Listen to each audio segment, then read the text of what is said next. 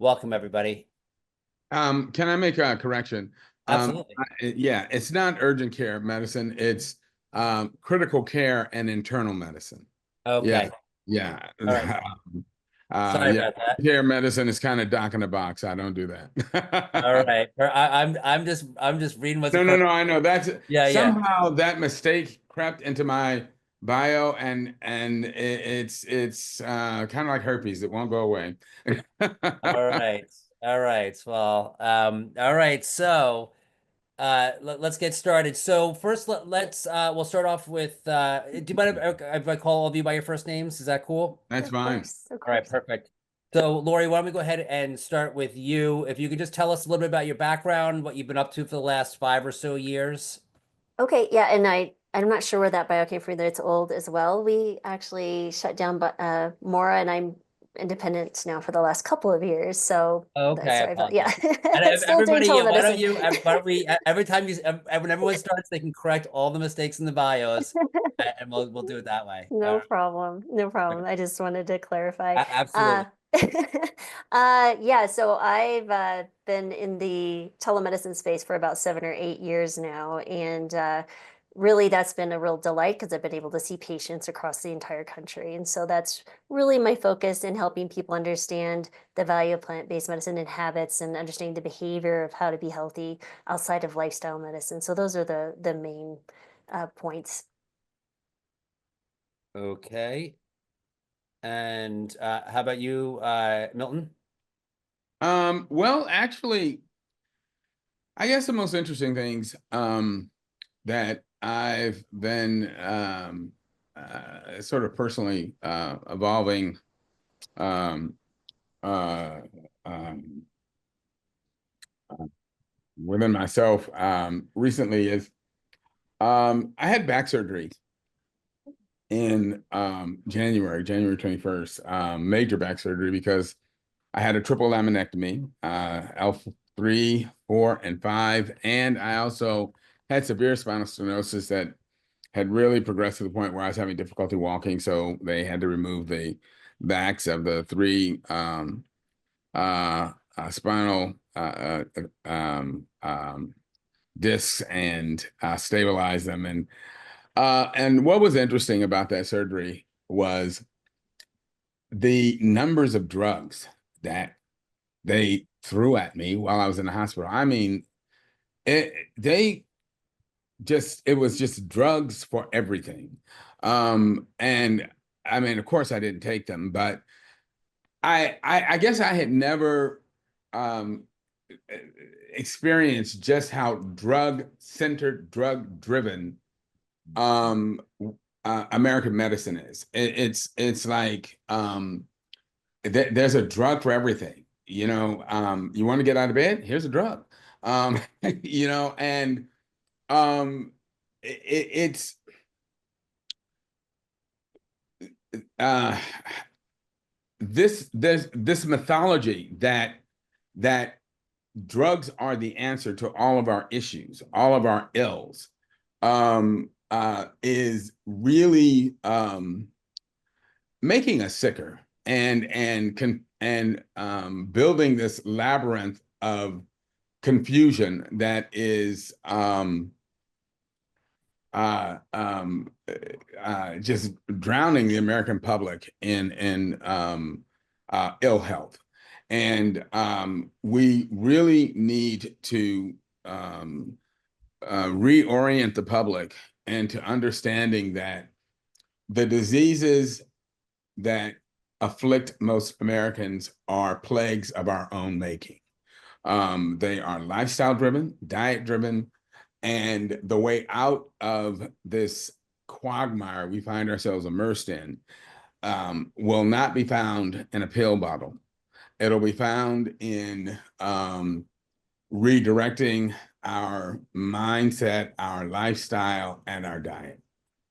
And I fundamentally believe that the things that we consider to be discrete diseases are, in fact, actually manifestations of the same pathophysiologic process that only appear different in different organ systems. but that fundamentally it's the same disease process. And if we change that disease process, these what appear to be discrete diseases will actually vanish like morning mist. I very much like that message, and that would be my first question. Zahra, why don't you tell us about yourself, what you've been up to recently? Thank you. Well, my bio is pretty up to date, so that's good. You're my Well, favorite. most of my non-day work as an oncologist is work with my nonprofit, Plant-Based Canada. And I have a wonderful team that we've been working together since 2019. And the goal is to provide evidence-based education on the benefits of plant-based nutrition for individual health and planetary health. And I wasn't able to do that in my day job. And so we formed Plant-Based Canada as a platform for that.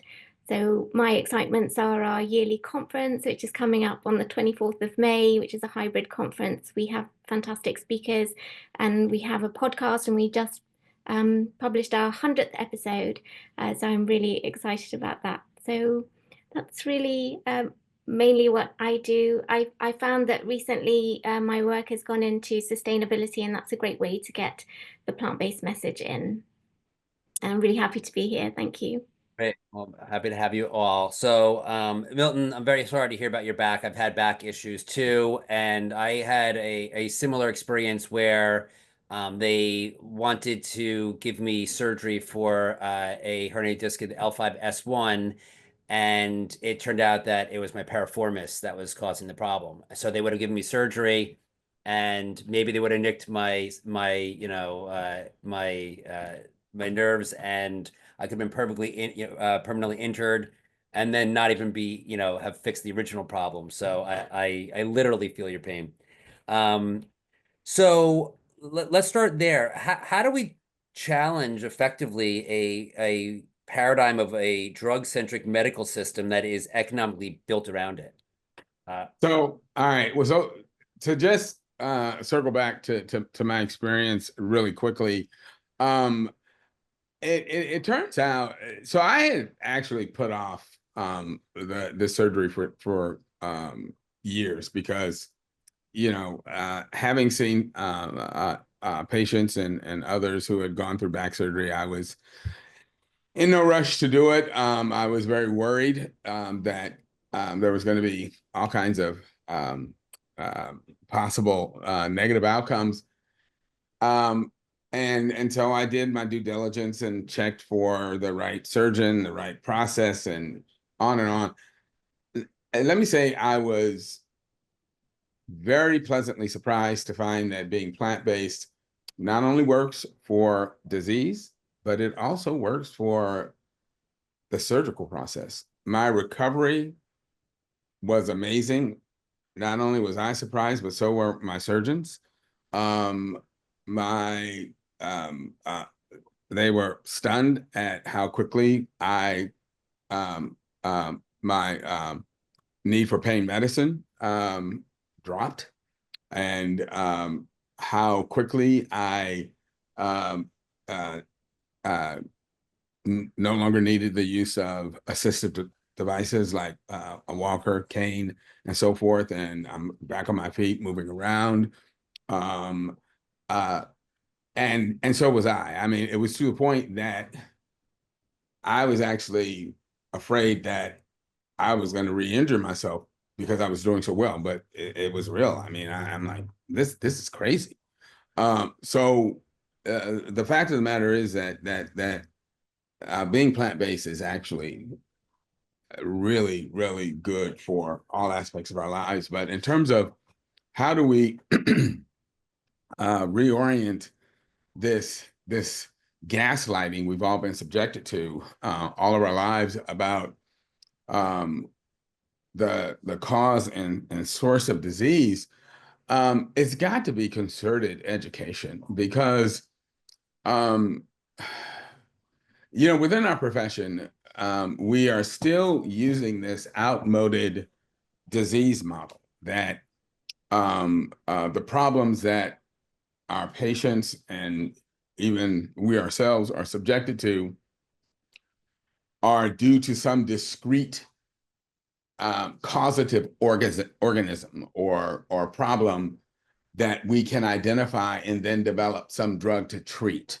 And whereas that had a lot of validity in the late 18th century, early to mid 19th century, when the primary problems afflicting humanity were infectious diseases and infectious post-surgical complications, it is absolutely no longer the case, certainly not in Western countries. The problems, as we know, are caused by overconsumption of animal foods and the inflammatory problems related to sedentary lifestyle and the consumption of animal protein, animal fat, and on and on and on. And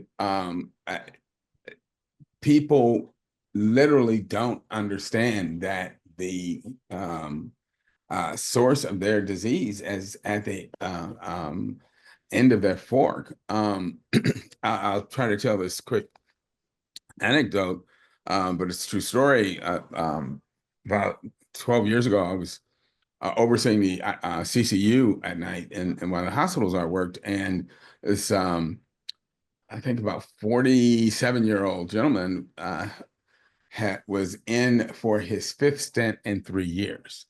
And my job was simply to tuck him in after he got to the floor from the cath lab. And when I walked in his room, he was sitting in bed with this dejected, depressed, and scared look on his face. And, you know, all I had to do was walk in, check his vitals, make sure he wasn't having chest pain, no signs of stent occlusion, and, you know, walk out and make sure, do his orders and walk out. But my bigger job was to treat this man, and he clearly was scared. He was dying. And so I engaged him in conversation, drew this out of him, and I'm like, you know, what's on your mind? He's like, why does this keep happening to me? Why am I back here again? Why can't they fix this? And so I explained to him that stents only treat an acute occlusion. You know, you get a blockage, they go in, they put a little metal cage in to open up a blockage, but they don't treat the underlying disease. The underlying disease is the accumulation of fat and cholesterol in your arteries, and that comes from what you eat. And so if you want to stop that process, you've got to change your diet.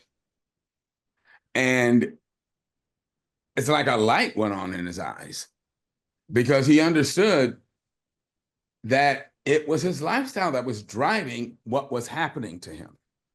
And so that's what we have to do with patients, the nation, people, is help them to understand that it's what we're eating, what we're consuming, what we're doing that is driving the diseases that we see.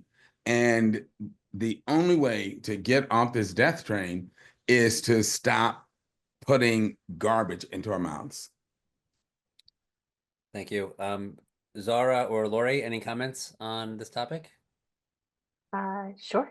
Well, my background is obviously family medicine, primary care, and my daughter's also a physician at this point, also family medicine.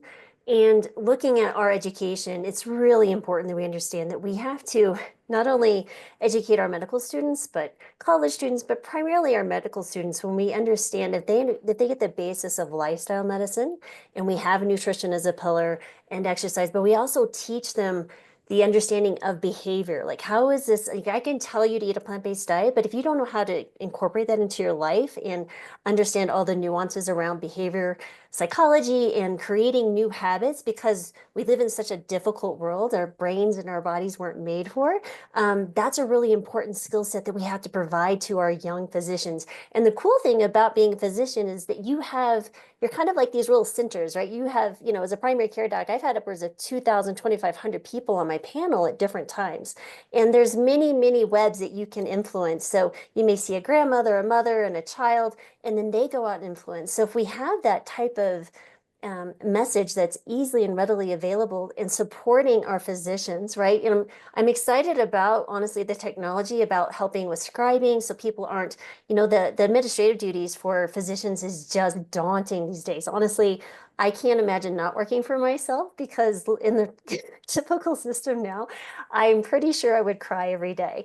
And so that really is an important thing is we can alleviate some of that administrative burden. Granted, there's a bigger problem here. There's many, many problems layered upon layers in the United States that really need to be addressed. But if we can start with that kind of root grass effort that Dr. Clapper loves to talk about and teach about, which is phenomenal. And so I think that's really one aspect of that. And then also get to the schools, right? So if we can get to little kids, studies show that, you know, when kids come in and say, Mom, I want to eat more fruits and vegetables, they'll go buy more fruits and vegetables. So it doesn't have to come from the parent. It needs to come also from the kids. So look at the education. If you can control the education, you control the population. And it's really important that we understand that. So that education, but also the brass tacks of how to get it done. Like teach people how to cook and what food and get our food system cleared up. There's so many things that we could be doing. I just came back from a trip to Spain for 2 weeks and I was amazed at how cheap and good the food was compared to living even in California, Southern California, which is,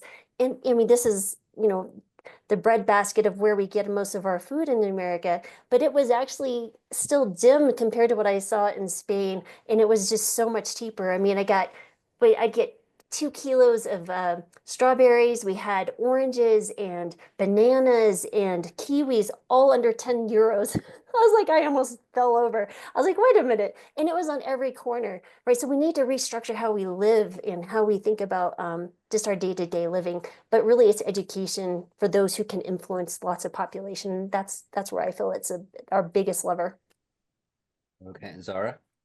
I agree with absolutely 100% with everything that's been said. And we have decades of data now showing the benefits of plant-based nutrition. It's coming into our guidelines, in our country-based guidelines as well. We know the Canada Food Guide is one of the most plant-based country-based guidelines, but it's not trickling down to the ground level. And we also have data showing that you know, our health professionals are still thinking about plant-based diets as restrictive or deficient. And there was a paper out just this year showing that there are significant percentage of dietitians are still thinking that you have to pair foods, protein foods, to get, you know, your optimal proteins. So there's so much education that needs to be done. Laurie said, well, you have to get in early, absolutely. And I think we all have a position of privilege. We can just advocate individually to our patients.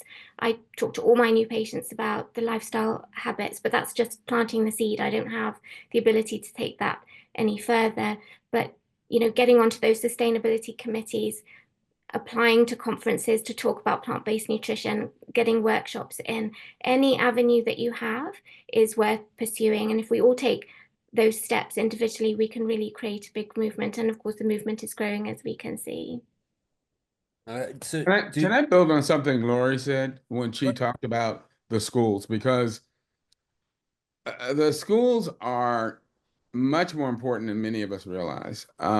Because kids spend more time K through 12 in schools than they spend at home, particularly if you consider awake time.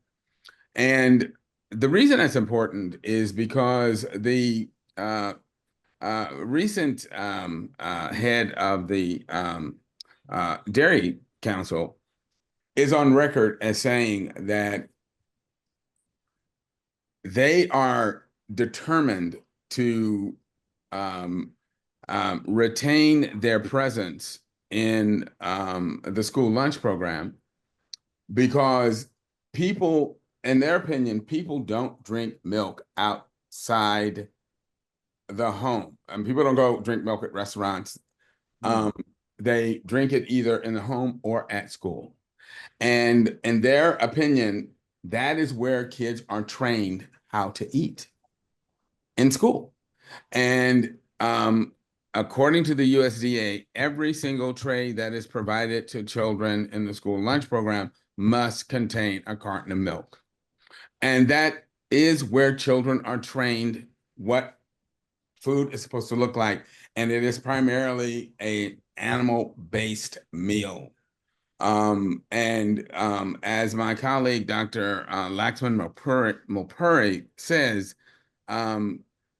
based on what children are fed in the school system, when they get their high school diploma, we should hand them some insulin and a statin, because the food that they are fed has certainly started to clog their arteries by the time they reach graduation.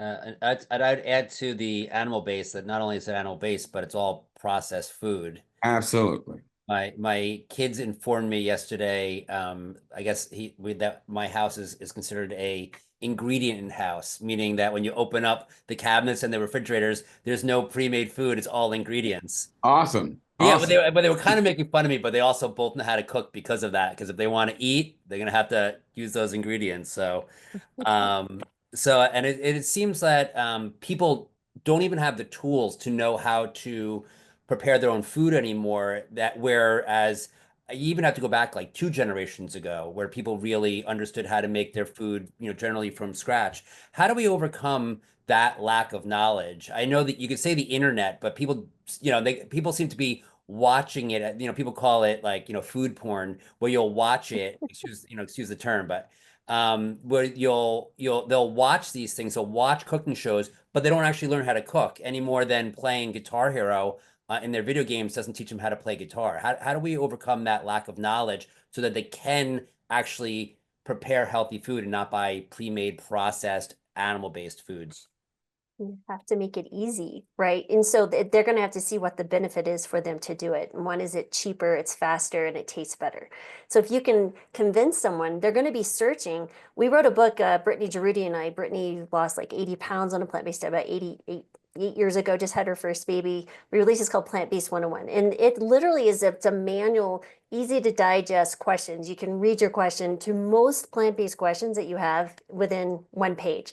And when we started, we called the Healing Kitchen. We've been meeting weekly for about 2 years now with our group, and we do live cooking and I answer medical questions, because that's one way, is just making these live interactive, right? It's one thing to watch a video. It's a whole nother thing if you can actually get into someone's, their community, their schools, their churches, and actually invite people to come. And that's why that's really important. I think when you look at plant pure communities, how well they are actually trying to build community in person.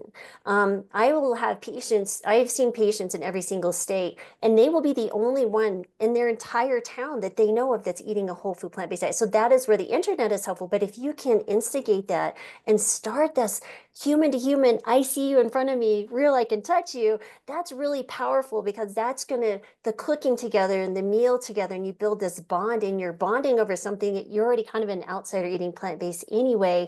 What a wonderful opportunity to start that. But we really need to understand that I think there's many things that we miss in education. We need to walk away from just, of course we need to know how to write and do math, but we should be learning how to, maybe build a business. How about learning how to cook, or how to, be sustainable? We need to be giving them practical skill sets, not just, what was really important 200-300 years ago, but really understanding these are things like, how do you start a savings account? How do you file your taxes? All those things are really important, but also how do you step into a kitchen and create a meal that's very, very beneficial, not only for you, but everyone else that you come into contact with. My son, my youngest, I have 3 kids, he's 26 now, and he just spent a couple of months hanging out with his cousins in Hawaii, and he goes, all of my kids are plant-based, and he's like, Mom, nobody would cook but me, because I train my kids like, listen, I'm not a short order cook. You'll eat what I cook, or you're going to come here and help me. And so they all came in. And so it's really important that we take those skill sets and we teach our children how to cook good food that tastes good. If it tastes good, it's easy, it's cheaper. Count me in. It's a pretty easy sell. But that's really important piece there, I think, is getting it back into the hands of what we're doing at home. Anything to add, Zahra? Yeah, no, absolutely. And I'm seeing some initiatives which are taking that into medical schools as well. And under the sustainability banner in the UK, for example, and the University of Toronto has a 2-week lifestyle medicine section in medical school, and I think they take them to the grocery store as well. So it's how to shop, even those basic things. And I see also that for continuing professional medical education for physicians, there are culinary courses that we can take. So we're seeing bits of that coming up, but absolutely we need to do more of that. And cooking at home is really important, but we're also busy and everyone's working and people are struggling just to get by, and trying to overcome those hurdles is very difficult. So I also think that we're going to have to consciously reject this passive, almost brain dead mindset that we've been moving toward as a society, where we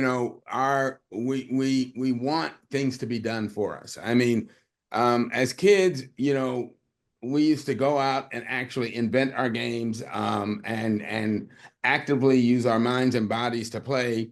And now, kids just, do this all day. And it's the same thing with our food. As a kid, I used to marvel at how about 3 o'clock in the afternoon, my mother would go in the kitchen, pull stuff out of the cabinet that didn't look like food. And by the time my dad was pulling into the driveway, there was a dinner, a multi-course dinner ready, of actual food. And all of that has been lost because of this convenience stuff that is made with processed ingredients that is very unhealthy.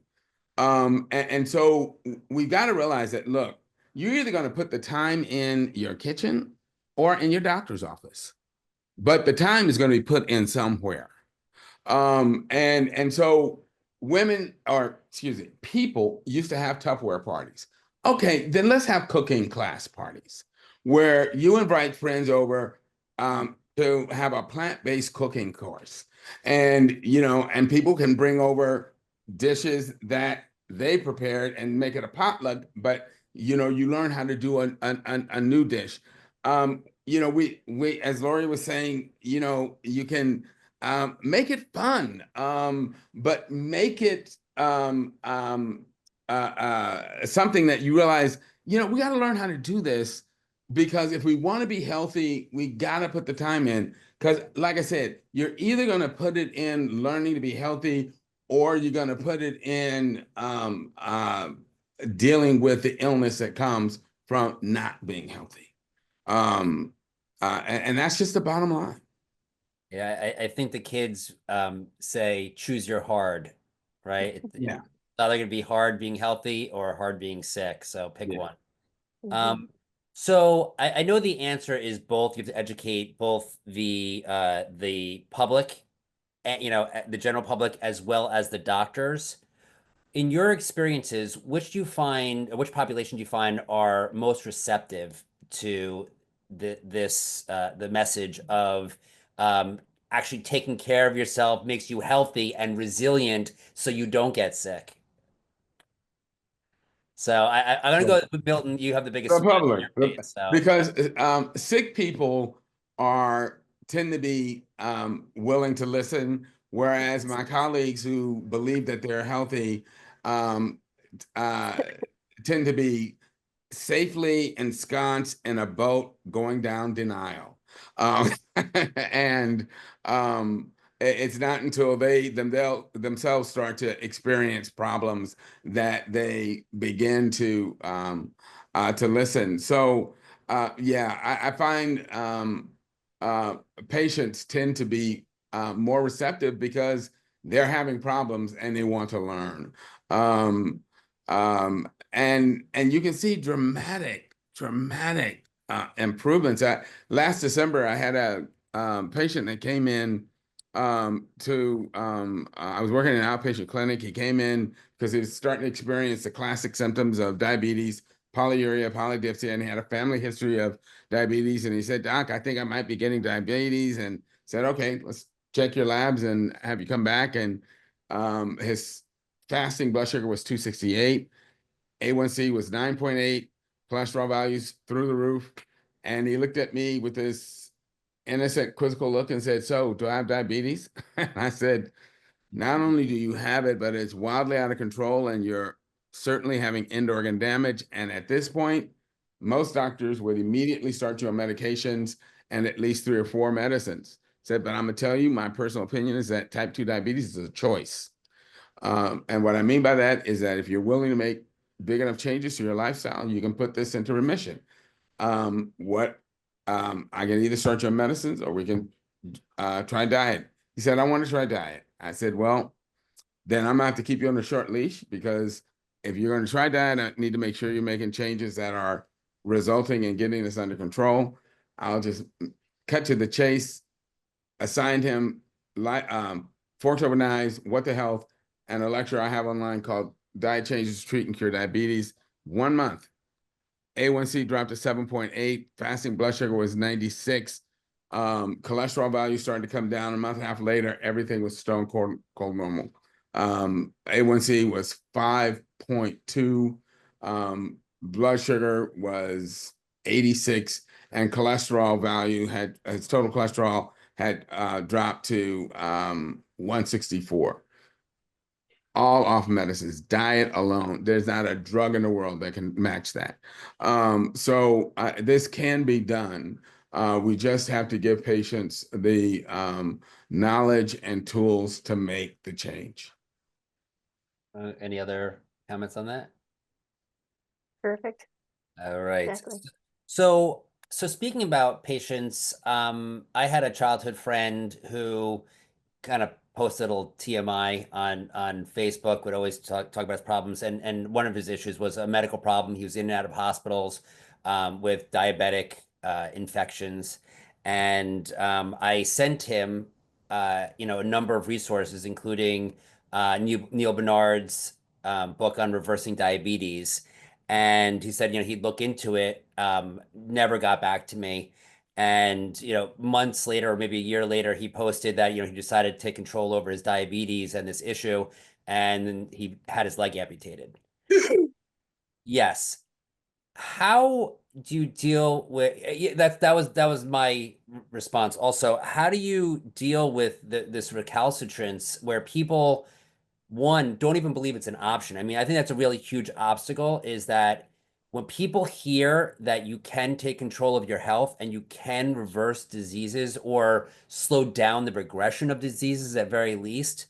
So that's one thing, to get people to believe that, and then to get them to take responsibility for themselves. How do you deal with that reluctance? Or do you just have to kind of focus on the people that are responsive? You got to pick your heart, right? So exactly.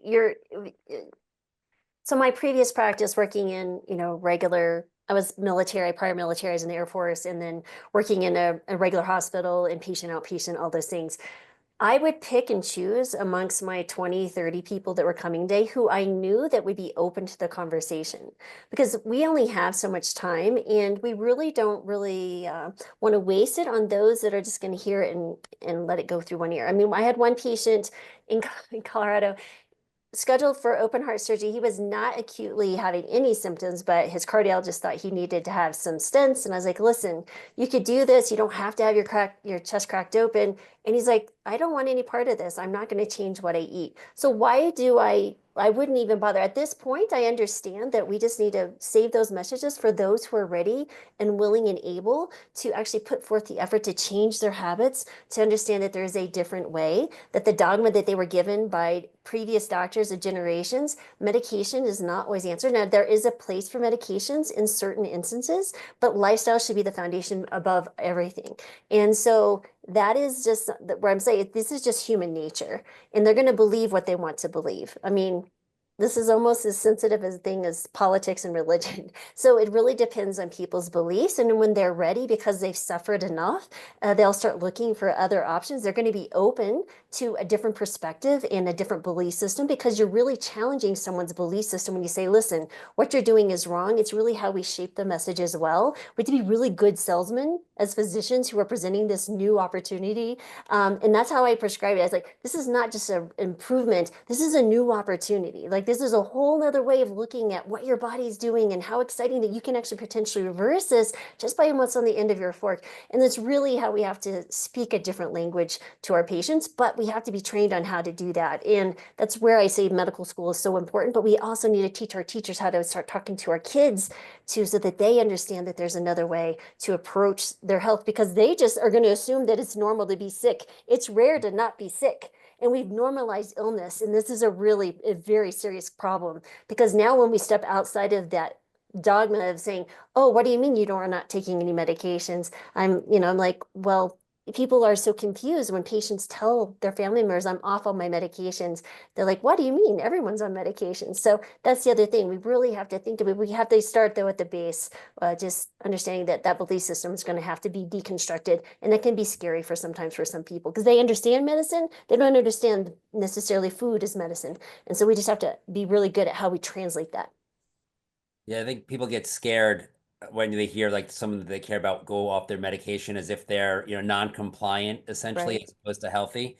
And Right. it sounds like you're talking about some sort of like receptivity-based triage when you're choosing who to talk to. Yeah, right. So it's a relationship, right? So again, that's where I really push, talking to patients, and not hiding behind the screen. That's why I actually enjoy telemedicine, because I can type and keep my notes, and I'm seeing them in front of me, right? So it's not like I'm having to look at the computer and make sure I get on my notes and they know that I'm just looking. We're having this conversation, and I have longer appointments.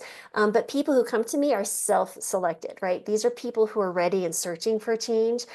Previously, I had to go search for those, but through relationship and speaking to patients, I knew who those people were. And I had a packet. I probably killed way too many trees. That was my non-sustainable. So, but I would highlight 3 steps that I wanted them to do. I made it so simple, right? I told them what they could get from the benefit. I had like 5 minutes.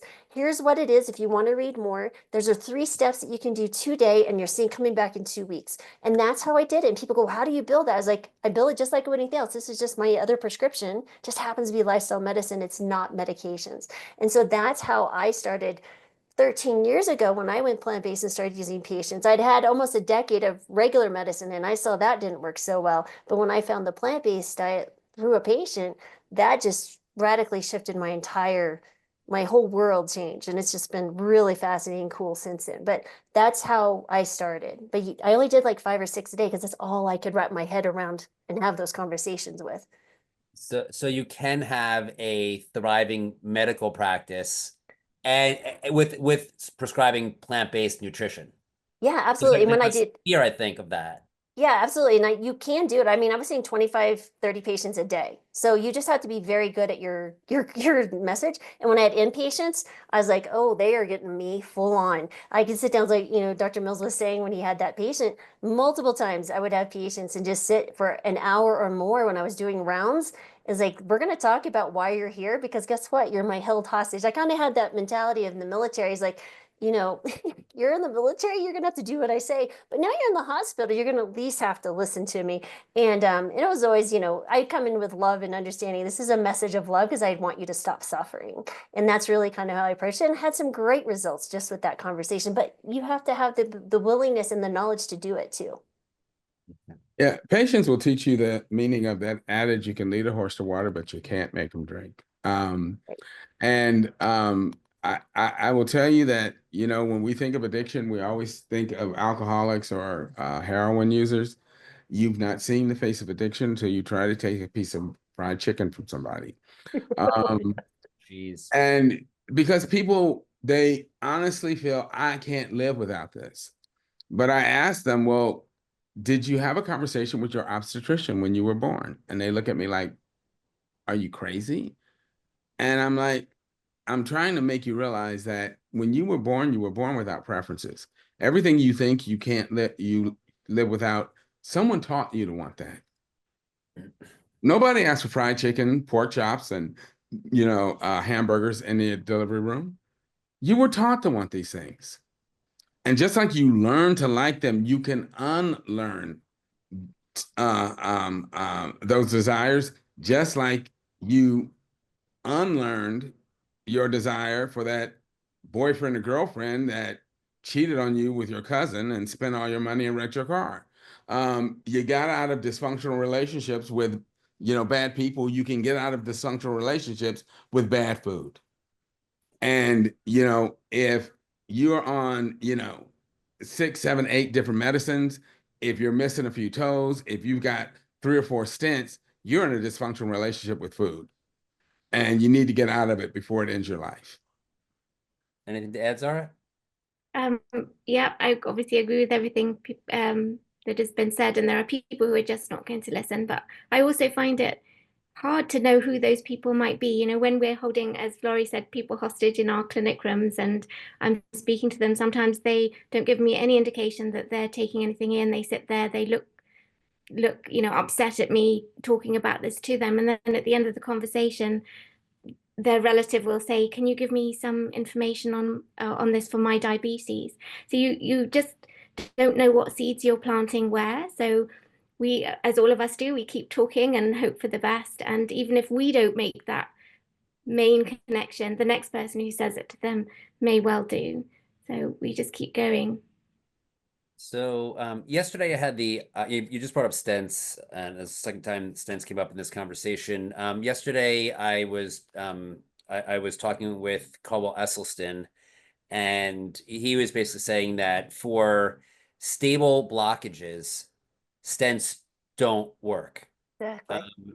Okay, I mean, any disagreement with that? What are your thoughts? And yet, like a large portion of stents are put into stable blockages that and have, yes. I know some of the answers to the questions that I ask.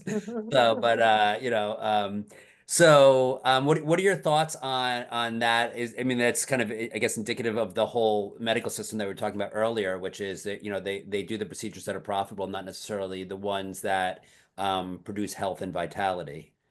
Okay. That's absolutely true. And unless someone is acutely infarcting, yeah, I don't see a reason to put in a piece of metal into an artery. It would be much better to go on an acute lifestyle change diet that will stabilize that plaque and then start to cause it to be resorbed. So talking about stabilizing the plaque, something that's become very popular now are the calcium CT scans, the calcium score.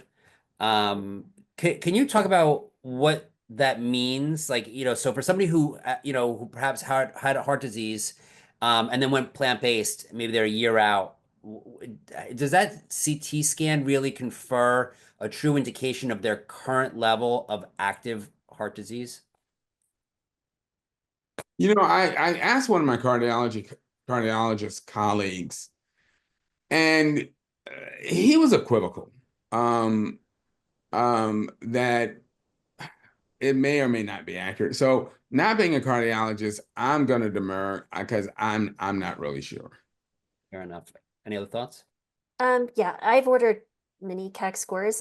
So many times if I have someone who we're having a discussion, they're on a statin or they've had, indications that they need to be on medications for whatever. And sometimes people just want to also know, out of curiosity, if they have a history of past. So the calcified arteries are going to show up on these coronary arterial calcium score. And these can be utilized in algorithms to determine how much medication someone needs. And so they're actually utilized in standardized guidelines for treatments of cardiac disease, right? But this is also a really interesting thing that can be motivating for some patients to be more aggressive in their lifestyle. So if they understand that they have, some, depending again on the severity of the disease and the patient. Now, I'm not saying this is across the board, but it can make them much more likely to say, oh, wow, I see that I do have some things. Now, understand that that plaque is not going to resolve, right? It's not going to go away. But what we're trying to do is get rid of those juvenile plaques, those baby plaques, so to speak, that are actually the ones that are going to kill you. And when we see that you already have evidence, you can assume that you also have juvenile plaque if you haven't taken in this really intensive lifestyle interventions. And so those are the things, those are conversation pieces. It's one piece of a puzzle to help a patient. Not every single patient needs that. Sometimes it's out of curiosity. Sometimes it's a matter of we need to discuss here because maybe they're 80% plant-based. So like, I just can't do anymore. It's like, well, then we need to discuss what are your real risk factors here. And then maybe that'll help you cross that finish line. If not, then we do need to have a place for medication because at the end of the day, I want you to live a long long life. And we tried to prevent this because there is actually evidence if, certain medications can be helpful, and we have to utilize all the tools that are in our toolbox, right? And so I'm not going to deny that sometimes we need medications, but we also want to educate patients on all the things that we can. And I only order tests if it's going to be something I take action on for the most part. And so that's a really important thing to understand too. That's my approach. And Kim Williams is on speed dial for me, Dr. Kim Williams. So he has helped me with so many questions and things, and Right. having worked with him when he was the editor, when I was working with the journal. It's so it's a regular conversation I'm having with him. So I feel pretty good about kind of how I approach it. Okay. Anyone else? Okay. So how do you advise somebody who is actually interested in going plant-based to get started? What are the things to eat that are the biggest bang for the buck? What are the easiest things to remove? Where do people begin? Okay, let me weigh in on this because I say that I believe in gangster veganism. And what I mean by that is meatless Mondays are like crackless Tuesdays, a nice idea that doesn't go far enough. I don't believe in half-baked measures, because what will happen is if people do half measures, they don't get the full benefit and they don't feel that much better, and they say, there's not much in this. It's like smoking. If you smoke and you stop smoking one day out of the week, what is that going to do for you? It's not going to lower your disease risk. It's not going to improve your pulmonary function. And you're not going to feel that much better. And you're still poisoning yourself 6 out of 7 days. If you want to feel the full benefit, you got to stop. So I use a concept from chemistry, and that is activation energy. To get a reaction to go forward, you got to lower the activation energy. So when I'm talking to my patients, especially men, about plant-based lifestyle, when people think, oh, I got to do this for the rest of my life, that's a huge mountain to climb. So I tell them, look, let's try it for 12 weeks. If you don't feel any better by the end of those 12 weeks, no harm, no foul. You go back to doing what you were doing, and you can say, I tried that mess. It didn't work. It didn't make me feel any better. And you never have to look back. But I guarantee you, not even halfway through the 12 weeks, you're going to be doing so much better. Your number's going to be so much better. You're not going to want to go back.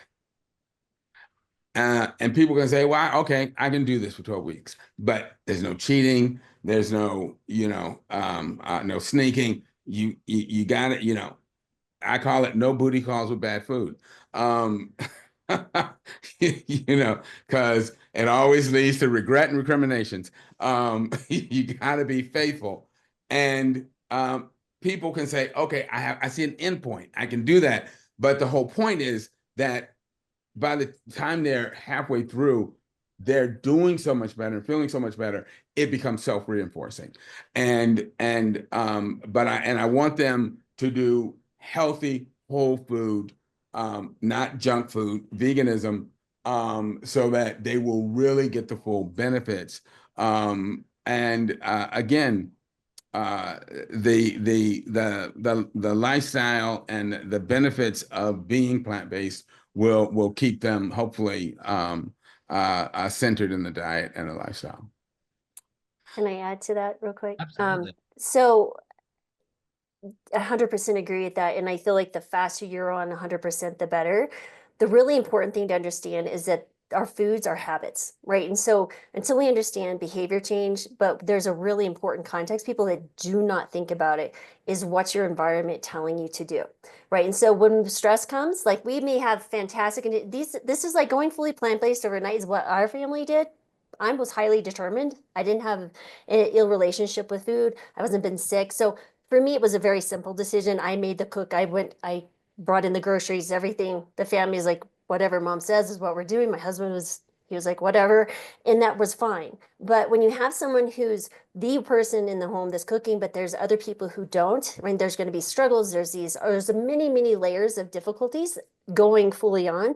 And I'm always encouraging that. But what I tell them is like, we have to think about what are these inputs that are going to be telling your old habits to show up. So we have to clean out our home. This is number one. You have to set up a safe space so that when you go home, that you're tired, that you're not going to be eating on the chips and the cookies and the processed junk, right? You have to understand home is your safe space, and your environment is going to be the cues for your habits, and also looking at these emotional triggers. So I had a patient who would drive by McDonald's. He had this thing for McDonald's. He goes, Dr. Marbas, every time I see those golden arches, they call to me like it was like a siren. I couldn't stop myself. And he found himself driving through the drive-thru. I was like, change your route to work.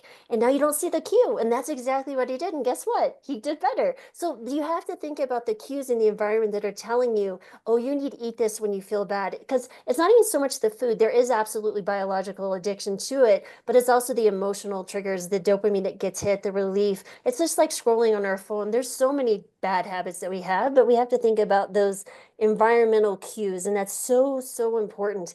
And then thinking about, okay, if I can't get rid of the stress, what is the replacement behavior that I can do? So if I chow down on, let's say, chocolate when I'm stressed, what is something else can I do? Can I maybe drink some herbal tea or go for a walk or do something different that will still help you deal with it and you get the same reward? So understanding our habits are so, so critical. And so I just wanted to point out here, your environment is honestly almost more important than the food itself, because if you don't clean up the environment, you'll be there for maybe 3 or 4 days, and then something stressful happens, you're going to find yourself messed up, and you're like, well, why even bother? And people give up too easily. So that's really important. So I just wanted to highlight that.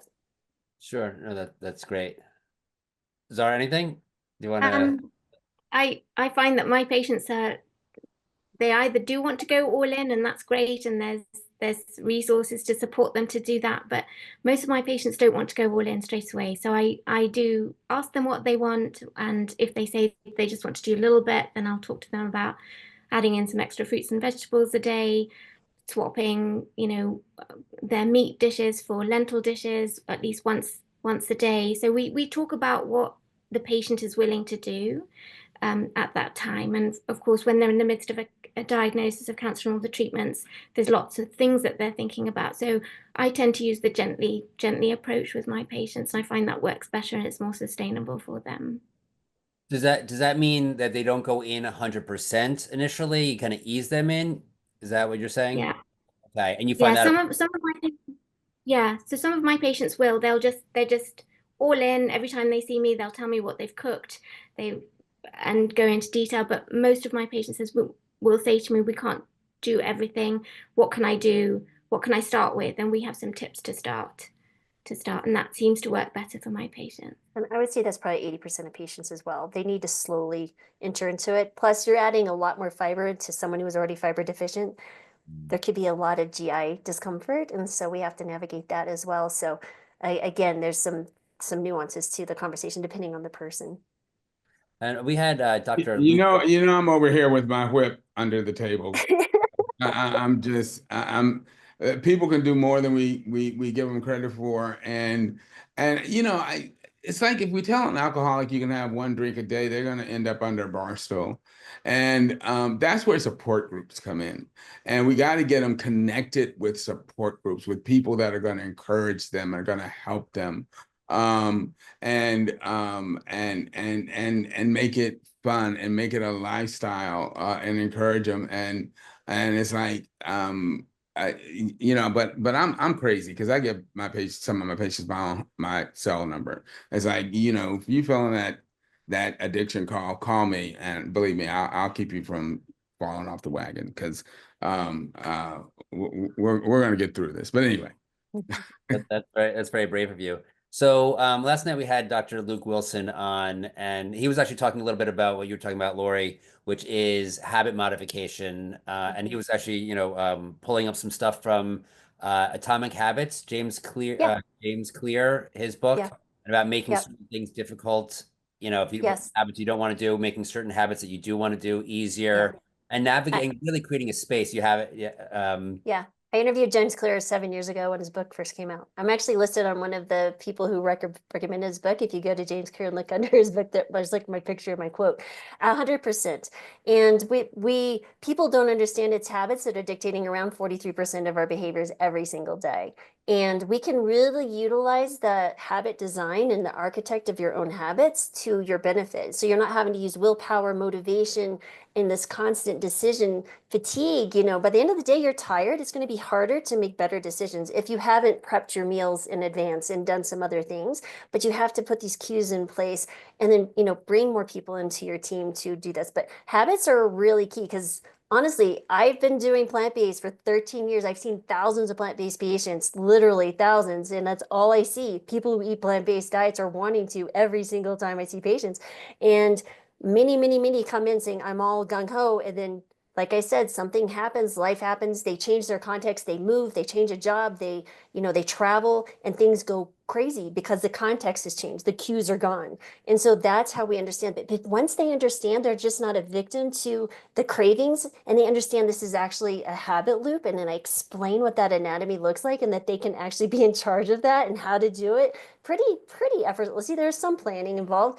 It makes things, that relationship with the food, much differently because so many people feel pulled by it. Like there's some emotion, like they feel like I've identified myself as an addict. I will always fail. I can't do this. Well, we're going to change your identity because this is what's actually going on. And that aha moment for people is such an empowering moment. That's what I love, to have those discussions with patients. So 100% it's habit architect. If we can do that, it's incredible. And he's People have to be given permission to be different. Yes, Because yes. I have gone to conferences where, we're invited, we're physicians. You get there, there's these spreads, and there's like 50 different kinds of meat and all this. I almost said crap. And it's like, where's the plant-based food? And and I'm like, get the organizers out here. Where's the plant-based food? Well, there's salad. I'm like, I'm not a rabbit. I need something to eat. And then here comes my furtive colleagues. Yeah, I was thinking the same thing. Well, then why did you say something?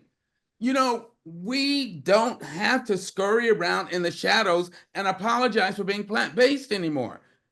It's the 21st century, and this is healthy. It's the way to be. We have the right to have our needs met. So I'm going to get to that in one second. I just wanted to say one more thing about Atomic Habits, which is there's a great quote by James Clear in his book, which is you don't rise to the level of your goals, you fall to the level of your systems. Yeah. And I think a lot of people, because I get asked this question because I'm plant-based, I'm gluten-free, and people think it's willpower, and it's not willpower, it's systems. And It is. I made it through medical school with 3 little kids and did a dual degree. And people were like, Wow. how did you do that? I said, I did that. And I published actually 7 books while I was in medical school all about visual mnemonics, how I made it. I was like, because I had good study habits and I had systems in place. And so this is really important, that all my defaults were always the better choice. And so once you understand that the crazy ability to design your environment to support where you want to go, it's not goals, it's the systems and the behavior and the environment, and it's so important. Yes, it's 100%, absolutely, your systems. I want to come follow you around. Sorry, what did you say? Yeah, that's like next level systems in place. I'm just talking about like not having willpower, not eating certain things. Yeah. Um, so um, to go back to your point, Milton, how challenging is it for people to go whole food plant-based in a culture that one doesn't support it, where the food isn't there, but not only doesn't support it, but actively poo-poos it and makes you feel different and almost shames you for trying to be healthy? And if you think about it, and this has been going on, forever, where if somebody is eating right and exercising, do all that kind of stuff, their sanity is questioned by being called a health nut. But if you eat all these different types of things, sit and watch TV for hours a day, and end up under the knife having double bypasses and stents and you're having renal failure, then no one questions your sanity. Right.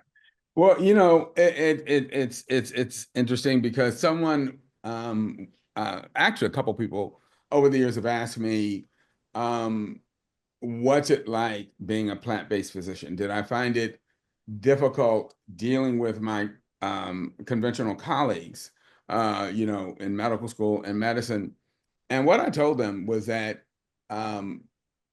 being an African American male in America prepared me to be a plant-based physician, because facing the challenges of being Black in America and kind of being told my entire life, you're not as good, you're not as capable,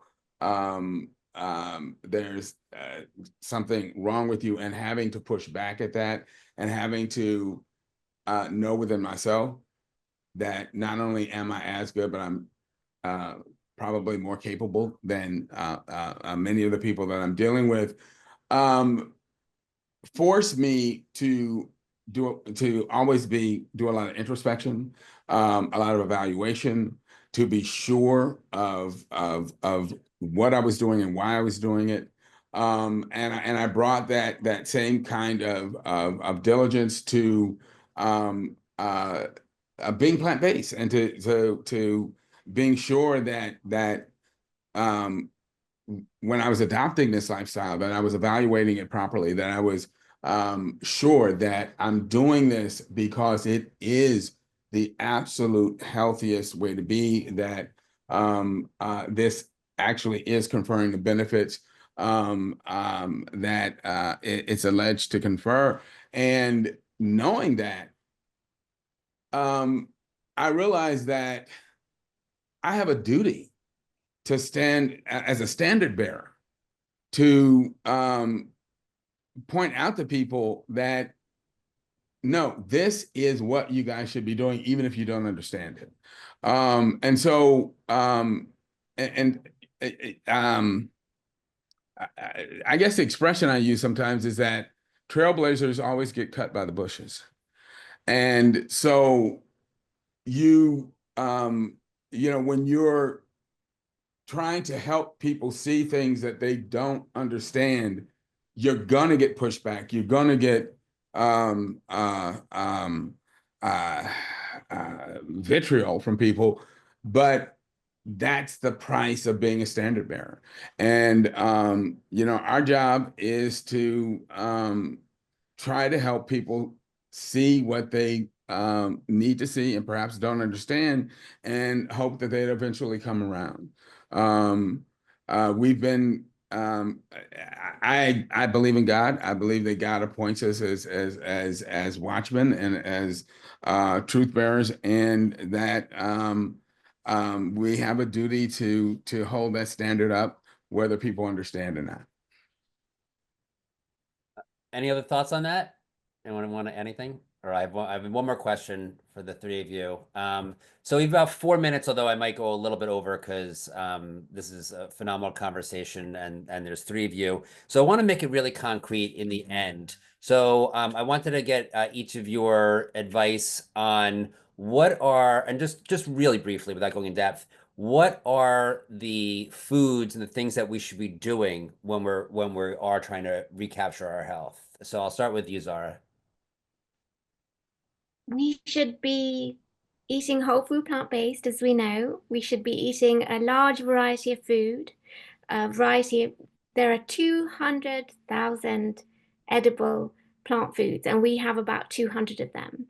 So we should be joyful, we should go out there, we should try new things, and variety is key. We should eat with our families, we should have dinner with our families, we should eat with our friends, and we should bring back the joy of food and cooking. And it's magical, the thought that food is medicine that helps us from at a cellular level, that and Laurie has touched on this, we should, and Milton as well, that we should be bringing joy back and showing everyone how beautiful this is. Okay. And so by the way, our next speaker isn't here yet. So if you guys are able to hang around for a few extra minutes, I may have a little extra time. I wanted to make sure I heard this correct because now I wrote out a list during the conference of like all of the plant-based variety that I eat. And I think I got to like 50 something. And I was pretty, proud of myself. But did you say there was 200,000 edible plants? Is that That's what I've read. all right? I got to make my list bigger. All right. Um, all right, Laurie. What are your thoughts on this? Is this someone who's starting plant-based or remaining, just thinking? No. Just this is somebody. I'm kind of obsessed with getting people started on this journey, Yeah, making it yeah, easy. Because if people are on it and they're successfully on it and they've seen the yeah, results of it, my experience is they tend to generally stay on it at least for a while. yeah. So I want to hear it Okay. from the beginning. Yeah. Come from the beginning, absolutely. So that's kind of what we wrote the plant-based 101 book. And so really understanding that there's a couple of things that are very important. You eat a variety of foods, right? Your fruits, your veggies, your beans, whole grains, nuts, and seeds, and that you want a color, right? So I tell patients, eat a color, the rainbow every day if you can. If not daily, at least throughout the week. And if you are finding that it's a little bit too much to eat all those beans, start small, right? And so start thinking about lentils first, right? So we want to just maybe start those. There's a little bit easier to digest. Those are going to be the two big problems. But also, please supplement with B12. And that's a really, really important thing because I've seen multiple patients who have been plant-based for many years come in with B12 deficiency and having severe symptoms easily avoided by just taking a B12 supplement. So those would be the three main things. But also when this comes, I tell people we really need to shift our identity. So when we run in and run up into those social difficulties, when we're like, what do you mean you eat a plant-based diet? You need to not say I'm someone trying to do a plant-based diet. It's like I eat a plant-based diet because I choose health and I choose nourishing and healing habits and foods for me and find the joy in that. And people are going to be curious because you don't need to go out and try to convert people. People will come to you because they'll see you change, right? They'll see things happening. So once you identify it and believe it and know that it's okay to be plant-based, it's okay to be different, and know that you're going to stand as a pillar as someone who's might be seeking you out, because they're going to say, hey, I heard you're a plant-based. Can I come talk to you about that? Because maybe it's someone else, maybe they're afraid of judgment, but you need to be that person. If you have a story, share it and share it with those who you love and have joy when you speak about it. Don't try to be defensive. If someone attacks you, it's like, hey, this is just my decision. You do you, man. I'm just going to do what I can. And that's really important. If you just come in and be prepared, but you have to change your identity and that will make it so much easier. Okay, Milton. So yeah, the thing that I have really been getting more tuned into and turned on by is the realization that, we have a huge colon for an animal our size. And it's not just a storage organ for stool. Paleolithic people ate 100 to 120 grams of fiber a day because they were eating all these raw plants. And even vegans get about only 50 grams of fiber. We all need to eat more of those 200 and some thousand plants that Zahra just mentioned. And we have to realize that the fibers that are in plants are equivalent to the bones and connective tissues that are in different human beings, and that all plant species have their own individual types of fiber. And the greater the variety of plants we eat, the greater the variety of plant fibers we will eat, we will consume. And the latest data that are coming out about the influence of our microbiomes show that they interact and influence every physiologic and organ system in our body and improve all of our functioning and optimize our health. And so the potential benefit is just I can't even put it into words because it's potentially phenomenal. So yeah, we need to eat a lot more fresh plant fiber because it will do wonders for our health, and put our colons to work for us, and optimize our microbiomes, and get as much and as great a variety of plant fiber as we possibly can, because it will be to our benefit. And here's a fun fact I just found out from watching Nova the other night. There are more trees on this planet than there are stars in our galaxy. There are over 3 trillion trees on Earth. Wow. That blew my mind. I just had to throw that out. By the way, you gave me, and I hope I don't get in trouble for saying this, but you gave me a great idea for a T-shirt that says "My colon is working for me." I think There you go. so. For sale on, I don't know, website, That's but cool. I like that. yeah, well, you could take it, Milton. It was your phrase. So you mentioned B12, and I'd be remiss if I didn't you guys into an argument, although you guys probably won't argue. Does it matter methyl or cyanocobalamin? Any thoughts on that? Because because we have some people who say absolutely has to be methyl, and other people say absolutely has to be cyano, and then we have people in between who say it doesn't matter. Any It thoughts? doesn't matter. Doesn't matter. No. All What right. does matter is that we need to be taking at least 5,000 IUs of D3 every day. You Of do D3. need your vitamin D as well. Yeah. So that's another debate also. It shouldn't be a debate. It shouldn't be. It straight Because up none needs of to be us get done. enough sun exposure. I don't know if you guys are familiar with Pam Popper, and she talks about how what happens is that when people get sick, their D goes down, right? Like the D actually gets used up. I won't go into details because I can't speak as eloquently. I'm going to assume, based on Milton's face, which is one of the more expressive faces I've seen, I'm going to assume that you vehemently disagree with that. So why don't we go ahead and talk about the importance of D3? So D3 is a hormone. It's not a vitamin. And one of the tragic legacies bequeathed to us by the dairy industry was that they gaslit the American public into buying dairy products by putting D3 in it and calling it vitamin D. But it's a hormone that our bodies would make if we were running around naked in the sun the way nature or God intended. But what do? We cover our bodies in clothes and we stay indoors. And even when we're outside, we're either in a car or covered up in some way.